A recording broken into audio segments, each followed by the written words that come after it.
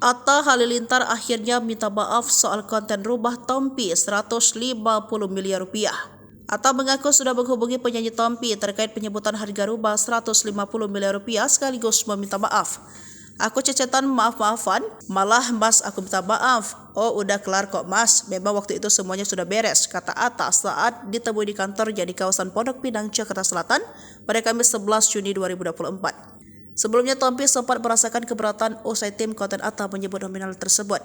Setahu aku tuh kemarin langsung chat, itu baik-baik aja. Katanya medianya aja mungkin pengen kita berantem kayak gitu, ucap Atta. Timku juga sudahlah aku yang minta maaf.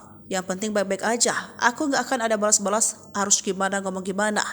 Pokoknya hidup penuh damai, saling memaafkan dan cinta semuanya, ujar suami Aurel Hermansyah tersebut. Sebagai informasi, sebelumnya Tompi merasa keberatan usai tim konten YouTube Atta menyebut harga rumahnya senilai 150 miliar rupiah.